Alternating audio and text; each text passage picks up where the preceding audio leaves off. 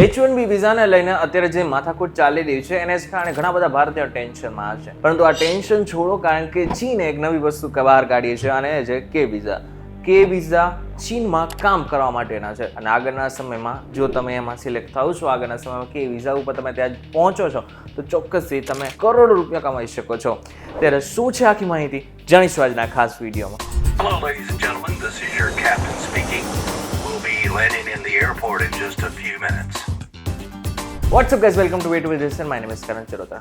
ચીન 1 ઓક્ટોબર 2025 થી કે વિઝાની શરૂઆત કરવા જઈ રહ્યું છે. હવે કે વિઝા છે ને એ સ્ટેમ એટલે કે સાયન્સ ટેકનોલોજી, ઈ એટલે કે એન્જિનિયરિંગ અને એમ એટલે કે મેથ્સના જેટલા પણ વિદ્યાર્થીઓ છે આની સાથે સાથે જે લોકો પાસે કોઈ ખાસ એવી ડિગ્રીની સાથે સાથે ખાસ એવી સ્કિલ છે એ બધા જ લોકો માટે ખાસ કરીને આ પ્રોગ્રામની જાહેરાત કરવામાં આવી છે. જો તમે કોઈ પ્રખ્યાત યુનિવર્સિટીમાંથી અભ્યાસ કર્યો હોય કે રિસર્ચ કરી રહ્યા હોય તો તમે આ વિઝા માટે અરજી કરી શકો છો. હવે તમને એક પ્રશ્ન થતો હશે કે આ કે વિઝાની ખાસિયત શું છે?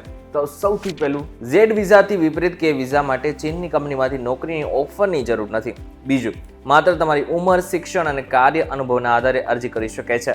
ત્રીજું, આ વિઝા લાંબા સમય સુધી ચીનમાં રહેવાની મંજૂરી આપે છે, જો કે ચોક્કસ સમયગાળો હજુ સુધી જાહેર નથી કરવામાં આવ્યો. હવે એક બાજુ જ્યાં અમેરિકન સરકાર H1B વિઝાને ટાર્ગેટ કરીને અલગ અલગ નિયમો બનાવી રહ્યું છે, તો બીજી બાજુ ચીન જેવા દેશ આ તકનો લાભ લઈ રહ્યા છે.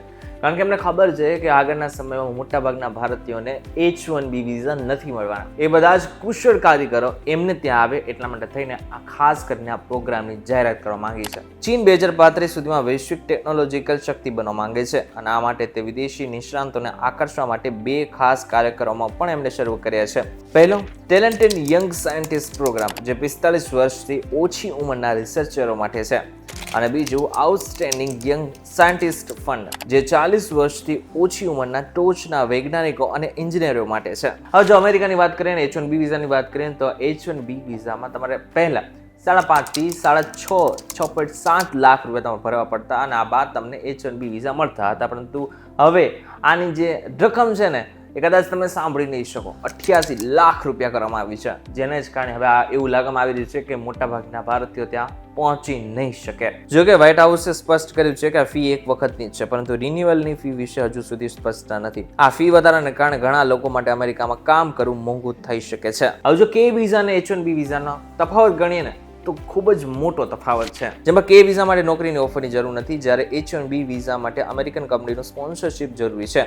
બીજું, કે વિઝા ફી વિશે હજુ સુધી કોઈ માહિતી નથી, પરંતુ H1B ની ફી અત્યારે 88 લાખ રૂપિયા છે. ત્રીજું અને મહત્વનું, કે વિઝા લાંબા સમય માટે રહેવાની સુગમતા આપે છે, જ્યારે H1B માત્ર 3 વર્ષ માટે માન્ય છે અને જે આગળ બીજા 3 વર્ષ માટે પણ લંબાવી શકાય છે. ત્યારે તમને ખબર પડી ગઈ હશે કે અમેરિકન સરકારે તક ચીનને ડાયરેક્ટ આપી દીધી છે અને ચીને આ તક ઝડપી પર લીધી છે. પરંતુ આ બાબતને લઈને તમારું શું કહેવું છે? તમને શું લાગે છે કે ચીન આપણે જવાય કે ન જવાય? ચીન માટે કામ કરાય કે ન કરાય? ચીનમાં જઈને કામ કરાય કે નહીં કરાય? એ બધું જ અમને જરા કોમેન્ટ કરીને ચોક્કસથી કહેજો. વિડીયો થકી જો તમને કંઈ ઇન્ફોર્મેશન મળી તો વિડીયોને લાઈક અને શેર જરૂરથી કરજો. તથા આવા જ ઇન્ફોર્મેટિવ વિડીયોઝ માટે VTV ડિજિટલ સાથે જોડાયેલા રહેજો.